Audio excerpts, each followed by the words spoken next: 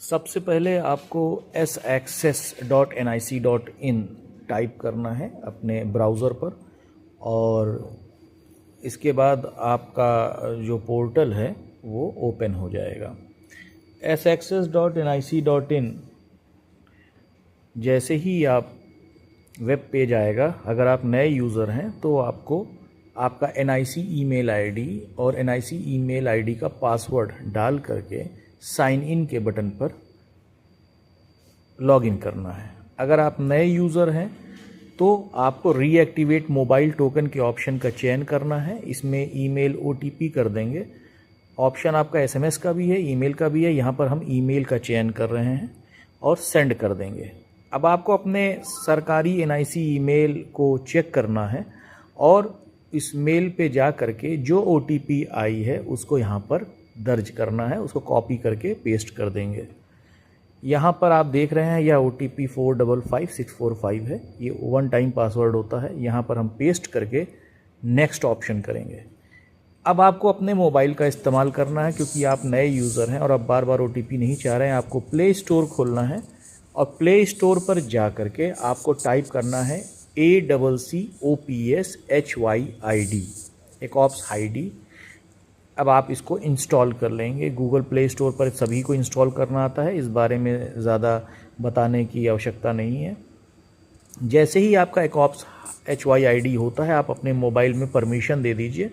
और परमिशन देने के बाद एक स्कैनर आपका बटन दिख रहा होगा, इसको भी आपको परमिशन देनी है कैमरा को, और यहाँ पर आपको स्कैन कर लेना है। आपकी सारी डिटेल जो आपकी NIC की डिटेल थी आ गई, और हर 30 सेकंड पर चेंज होने वाला आपका TOTP आपकी आती रहेगी। जो ये ग्रीन लाइट आप देख रहे हैं सर्किल वाइज, ये रह के चेंज होगी और लास्ट के 15 मिनट पर ये रेड हो जाएगी। आपको दिखाने के लिए ये मैं इसको स्क्रीन पर रखा हुआ हूँ।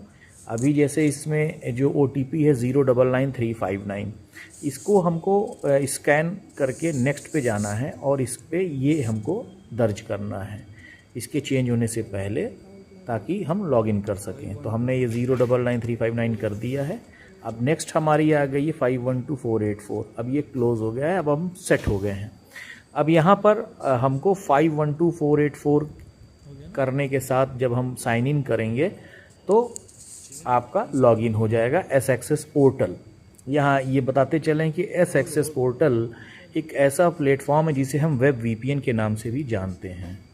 तो यहाँ पर 512484 का चयन किया जा रहा है, जो हमें TOTP दिखा रहा है, और ये हमारा saccess पोर्टल खुल गया, जिस पे CCTNS, CPP, CRIMEAC, ICJS, ई-साक्ष्य, ICGS foreigners, ICGS ई-सम्मन्स, निदान, ITSO, NDSO, POCSO, न जाने कितने प्लेटफॉर्म इसमें मौजूद हैं। फ़िलहाल आज हम ICGS ई-सम्मन्स की बात करेंगे। ICGS ई-सम्मन्स को पे क्लिक करेंगे तो आपका ई-सम्मन का पोर्टल लॉगिन पेज आ जाएगा। यहाँ आपको लॉगिन पे जाना है, सिंपल लॉगिन पे बटन को क्लिक करेंगे और सिंपल लॉगिन बटन पर आपका जो ICGS से ID बनी है उसमें सबसे पहले, अगर आप न्यू यूज़र है तो साइन अप करना पड़ेगा आपको।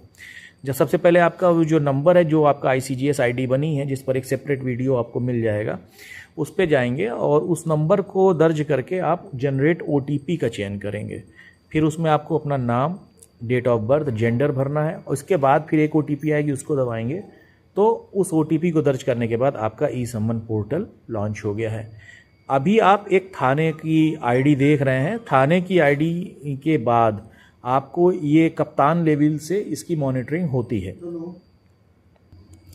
थाने की मॉनिटरिंग, थाने के पोर्टल पर जितने भी प्रकरण जो न्यायालय द्वारा निर्गत किए जाते हैं, आवंटित किए जाते हैं, वो यहाँ पर प्रदर्शित होता है। इसकी क्या डेट है, नेक्स्ट डेट कौन सी लगेगी, किस कोर्ट में है, और कब का टाइम है, क्या एड्रेस है, और क्या क्या ऑप्शन है, आइए इस पोर्टल पे हम समझेंगे आज की डेट में।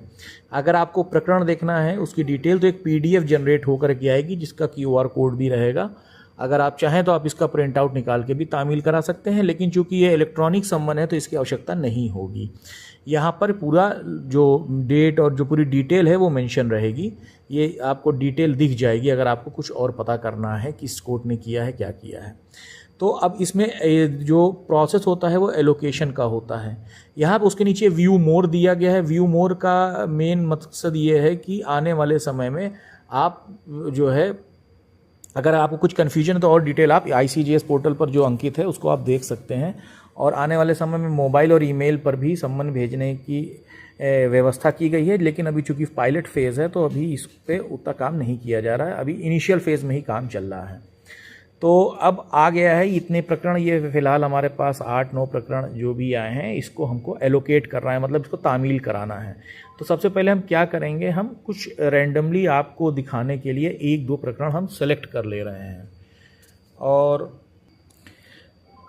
अब यहाँ पर एक बार हम मान लीजिए कि हम 3 प्रकरण कोई रैंडमली सेलेक्ट कर रहे हैं और एक ही तामीला करने वाले को हमको देना है जो एक ही क्षेत्र के हैं, मान लिया है हमने।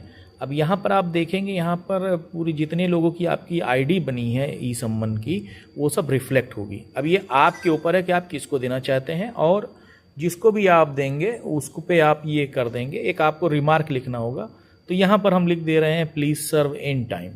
तो इससे क्या होगा कि आपको एक कमेंट करना ज़रूरी है, तो इसको करके सबमिट करेंगे और ये आपका एलोकेट हो गया, सम्मन चला गया है। अभी आप जब यहाँ पर आएंगे तो अभी जो टोटल 7 था, 7 में से 3 देखिए, ये 3 चला गया है पेंडिंग फॉर डिलीवरी में। इसमें date of hearing within 7 days है, यानी 3 ऐसे प्रकरण हैं जो 7 दिनों के अंदर जिनकी सुनवाई माननीय न्यायालय में होनी है। कंप्लायंस का मतलब ये होता है कि सम्मन तामील हो गया है, और ट्रांसफ़र का मतलब होता है कि यदि कोई ऐसा कुछ है कि आपके थाना क्षेत्र में वो पता नहीं अंकित है, या तो जिससे संबंधित है, जिस भी थाने से संबंधित है, उस पर आप ये कर सकते हैं। अगर आपको लगता है, किसी ने बताया कि हम थे नहीं वहाँ पर, और आपको लगता है कि किसी और को देना, या जिसको आपने आवंटित किया था वो छुट्टी चला गया, या कोई इनमें से कोई एक रीज़न है, तो उसको करके आप दूसरे स्टाफ को आवंटित कर सकते हैं, किसी भी अधिकारी कर्मचारीगण को जो इसको आपने दिया था। उसको रीएलोकेट कहते हैं, रीलोकेशन ऑफ सम्मन्स। वो आपका वो भी एक्शन वाले ही ऑप्शन पर मिल जाएगा, और जो भी आपको उसमें रीज़न लिखना है, रीज़न लिख करके आप रीएलोकेट कर देंगे। फिर वो अपनी आईडी से, ई सम्मन की आईडी से, जो डिजी लॉकर के थ्रू जो लॉगिन करते हैं, उसमें वो दिखने लगेगी, रिफ्लेक्ट होने लगेगी। बहुत आसान पोर्टल है, बहुत ऐसा कुछ नहीं है कि समझ में ना आए। इसके अलावा सम्मन तामील कराना बहुत इजी है, उसके बारे में फिर कभी एक अलग से वीडियो बन जाएगा। 2 ही 3 ऑप्शन है। ये रिपोर्ट्स का सेक्शन दिखा दे रहे हैं आपको कि ये कौन सा प्रकरण कहाँ से आया है। ये top process title, top police stations, transferred सम्मन। तो एक देखिए, ये जो आप देख रहे हैं ये बाहरी जनपद से आया, जिसके बारे में मैं बता रहा था। वो एड्रेस इस थाने का पड़ता है, तो इस थाने को उन्होंने डायरेक्ट ट्रांसफ़र कर दिया।